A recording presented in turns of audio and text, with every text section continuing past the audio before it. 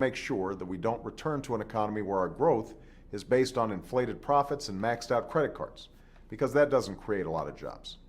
Even as all of this came at the expense of working Americans, who were fighting harder and harder just to stay afloat, often borrowing against inflated home values to pay their bills. I also intend to make sure that we don't return to an economy where our growth is based on inflated profits and maxed out credit cards, because that doesn't create a lot of jobs. That's why we need Ben Bernanke to continue the work he's doing.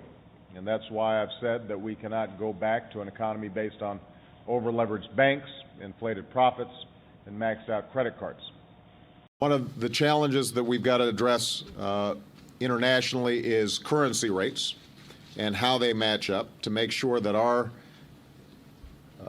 goods are not artificially inflated in price and their goods are artificially deflated in price. That puts us at a huge competitive disadvantage. One of the things that's easy to forget amid the inflated rhetoric of an election campaign is that the relationship between our three countries goes far deeper than any individual leader.